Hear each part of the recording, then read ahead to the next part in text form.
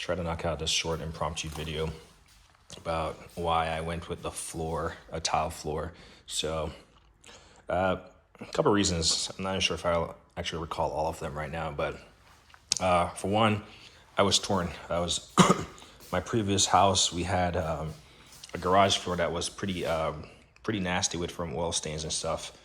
And in a couple spots, I even took a grinder, not one of your regular grinding wheels, but not one of these regular ones, but the ones made for grinding down concrete. I took one of those to the spots and I grinded it down just to remove that top layer so I wouldn't have that ugly oil spot, right where where the engine would stop. Sorry, I just got done running and now I have a pesky cough.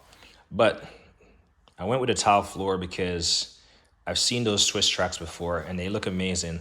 And yeah, they did look amazing. All the different colors and the different patterns you can have, to match your toolboxes or your paint job or your car. Like I said, design, you can make it whatever design you want. I thought about it, had it all measured out, mapped out in the cart, ready to click. I think it was like $1,500. And one of the things that I didn't really see anyone talk about initially was where does all that dirt go and how do you get that dirt out of that mesh, those grates? And people talk about, it's like it keeps your garage clean. But if I'm in the garage and all those grates, I've never really seen them before. I guess I've seen them recently in a DMV area at like a park. And if I'm looking directly down, can I see the dirt beneath the grate or not? And then how often do you have to pick that stuff up? Once a year to clean up the grate or clean beneath the grate because you're just collecting dirt down there. So yeah, I guess the car, in places like where you have snow and stuff, slush and snow and salt and everything, that stuff drips below there. But at some point in time, that stuff you're gonna have to pick that grate up and clean out. And when you have toolboxes and you have stuff in your garage, all that stuff is gonna have to come out. And you might not feel like you want to get rid of. You don't feel like you might want to deal with all the, picking all that stuff up and moving it. And yeah, you can, do segments by segments, right? You could move that stuff off the wall, clean that section up, put it back, slide stuff back. You don't have to take everything out. So I went with a tile because, for one, I'm planning to tile the rest of my house myself. I've never done a tile job before. And I wanted this to be a lesson learned, a starting point. And it was certainly a good practice. It certainly was a good practice. Definitely learned some stuff for a first-time tile job. Now it took me a while. I mean, I'm not sure if you've seen the previous videos on this, but by the time I had gotten up to the back wall, I started out here. By the time I had gotten up there, it was probably 1.5 inches thick, the thin set, just to maintain the gradient, the slope, and it was costly. It was time consuming because one 50-pound bag was doing like a tile and a half, basically, based on how thick it was eventually. So it was costly and it was time consuming, and I'm not even fronting about it. But I think it worked out well. And even though it was not necessarily planned out, I mean, I just started there and the garage had some just unusual angles to it. It seems like the flooring. And I thought about leveling it initially. That's probably something I should have done, but I wasn't sure how I was going to use those self-leveling liquid to level a floor that was already sloped outwards for the most part and account for all the weirdness of the floor laterally. So I just went with what I have. I think I slightly messed up right here because I can see a small dip right here, but it's not even so pronounced. But I can tell there's a small dip right here. So yeah, I was concerned about the amount of soil that was going to be trapped below the different type of plastic grates and stuff. And so I went with tile for the sake of like learning so I could practice later on. And I'll just stand here so you can take a second to look at how straight stuff is. A part over there was off, and that's because I recommend if you're doing tile work, you just completely gut the room so you can see the entire thing. So I would see laterally from left to right. I had a string line, I had a laser, but I only had a laser for, half the distance because I kept having to move stuff around onto the already tile surface. And that also created another problem to where there's like 3 different tiles over here that are chipped or cracked. There's 3. There's one in that corner and there's one right here that's chipped or cracked. One was cracked from my toolbox, like empty bottom chest right there was just like at the edge of that ungrouted tile, and it cracked it. So lesson learned, but all in all, it turned out well. So you can see the floor is wet. My wife just pulled out the car, and this stuff just drains out. I haven't even sealed this floor yet. I really haven't gotten to it. I've probably mentioned it in a couple of videos that I'm gonna seal the floor. The intent was to paint and seal the floor before I got all that stuff in place, but it was just like, I need to get it done. And that stuff is not gonna see any wear and tear. The biggest concern is sealing the floor right here. So I do have the sealant. It's just, I need to finish building my shed to get most of this stuff out. And then I can seal the floor. And then, if you look closely, there's some pitting and stuff because this tile is not like necessarily industrial grade. It literally came from Home Depot. So with heavy pieces of equipment in here, like this lift, these toolboxes, pretty much everything in here, if you drop it, it's bound to cause some amount of scratch. There's a scratch right here. It looks like to be surface level, so I can probably get it out. I'm certain I can get this one out. I'm not sure what caused it, but it's not gouged or anything. I just need to clean it up to get it off. But if you take care of this floor, it will take care of you. And we've been parking both cars in here. Mind you, they're just standard passenger sedans, but parking both cars in here, no issues, no cracking, no nothing. A lot of heavy equipment. I don't know how much that behemoth weighs. I guarantee these boxes are like probably 1,000 pounds or more each. This press is like 1,000 pounds. That thing over there is like, another couple hundred pounds. So this garage floor has been holding up nicely. And the only reason I started doing this video is because, I was talking about, the mess. So usually all I've done to clean this floor recently is grab my blower. I just grab my blower and I just blow it out. Blow the stuff out in the garage. It's usually just like all the leaves and stuff from the trees that are like shedding right now. And it's clean.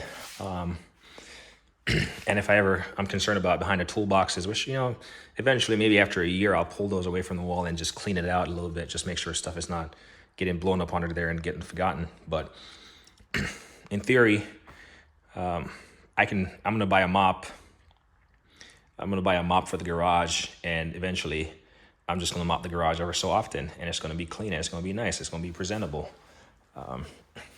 There might be a concern about slipping, so this tile is not, it's not anything it's not slippery. Like even on these water spots, they're not slippery, and I'm not really concerned about slipping on them, but there's that concern about, stepping on wet tile or something. Definitely the car does not skid or anything. You got to figure out you're at a crawl when you drive in here. So it's not like you're doing a burnout. And so far, the tires have not left any noticeable spots. None of these cars are leaking oil or anything, but certainly if you're leaking oil, then I recommend having a drip pen or like a pig cloth or pig mat or something to, stop that, or just park it outside, get the car fixed. One of those options. So, I went with this tile over what do you call that mat? I keep forgetting it. I went with it because I wanted to practice how to tile so I can tile the rest of my house or just try something new, really. Try something new. And I didn't want to have to pick that stuff up to remove the dirt because the dirt was trapped beneath that layer. Again, is it time consuming? Yes. If you do it by yourself, is it challenging? I would say it's intermediate. If you can keep stuff in a straight line and you can mix a thin set and a grout, if you can mix a thin set with a electric drill, the grouting is really, the grouting is really also, it's not hard. It's just, it was really warm when I was doing it and the thing was setting up really fast. But if you move really fast and you have several buckets and several sponges of fresh water, you can get that stuff cleaned up. And you make several passes over it. You go back and forth in a circular pattern, you get these nice grout lines. So yeah, all in all, I'm really happy with how this floor turned out.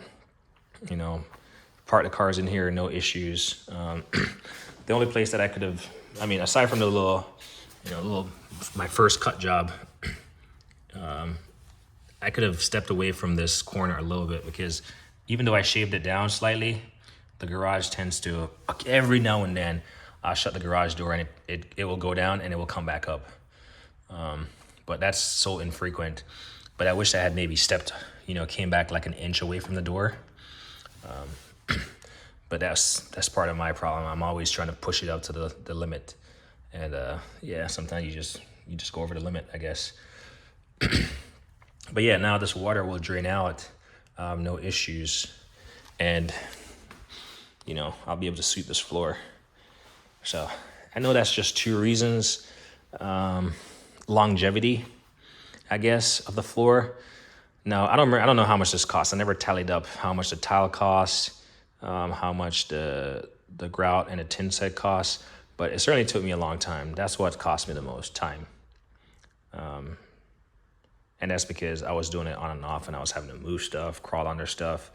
I was doing it by myself. Mixing, I was doing the mixing and I was doing the carrying and I was doing the laying.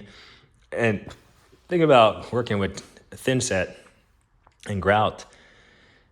You got to clean up at the end of the day. You got to clean up the buckets. You got to clean up the trowels. You got to clean up all the stuff you're using. If not, that stuff goes hard in no time. So, and you can only mix. At one point, I was mixing 2 5-gallon buckets when it started taking a lot over there because one bucket was not getting me anywhere. I'd mix, lay a 1.5, and I'd have to get up and go mix again. So I'd mix like 2 buckets. But if you have a helper that can mix, or a person that can lay and you can do the mixing, this thing will go tremendously fast. And you can bang this out in your garage. Now there's specialized tile. I was trying to research it about the hardness of tiles and stuff, and it just became like overwhelming. And so I just went with what I liked. I went with this dark color because I figured it's cars, it would kind of hide the dirt if there's any dirt. So I just went with something more subdued. I could have designed a pattern in here, just like the Swisstrax. That's what I meant to say. I could have had a design in here, maybe a darker tile or something. But I figure, this will work for any homeowner that eventually will own this house or whatever, what have you. Like, it's just a generic flat tile. The floor will be clean. You can clean it. No harm, no foul. This will work for just about anyone. And if I go to sell this house, I'll just ensure that I have the cars parked in here just so they can see that the tile is not going to crumble. This is it's not a showroom or anything. It's an actual garage that you get used, and you have large pieces of equipment. You just got to be careful. Like this, obviously this lift, I'm not going to lift it up. I'm going to roll it on its wheels, the steel wheels that it has. And yeah, so far I've had to move it back and forth and no issues. So I'm not really concerned about this garage floor. I had power washed it, cleaned it up, and I used a red waterproof membrane. It's like really sticky, and you had to paint it on. I forgot what it was, something guard, red guard or something. And I painted the floor first, and then after that I started the tiling process. So that's the only prepping I did. But yeah, that's it really. Anyway, yeah, like I said, this video is kind of impromptu, so I didn't really think much about it. I've been meaning to do it. So the only thing I really have to do with this floor is do what do you call it? The layer overhead, the protective layer. And that's just mopping on. So I just got to find time to clean the floor, obviously, after it's decluttered. Clean the floor, you know, make sure all the haze is gone, because all the haze is pretty much gone by now, you know, and then put my protective layer over it. And this thing is done. For all intents and purposes, it's done already. I'm just trying to protect the surface a little bit more, give it a little bit more longevity in terms of how it looks eventually, you know, and protect the grout lines, of course, so they don't really get dirty and ugly. But for all in all, this is a pretty damn good tile job. You know, for a DIY, for a first time ever tile job, this is pretty damn good. So I saw one video of a guy, and I had messaged him on his YouTube channel where he had tiled his garage. And what I was concerned about was, how do you do this lip right here? I wasn't sure how he got it, and you know, he said he had probably, I'm not sure if he used the grout like I did or what have you, but he said he took it back like an inch or something from the garage door, and I kind of aimed for that, but I got close. And yeah, it works. Yeah, sure enough, my garage now has a larger lip to overcome, especially for, like, you know, like a trolley or something. But it's not the end of the world to get it over that lift, that inch of lip. But anyway, I'm gonna end this video. As me always say, like on editing.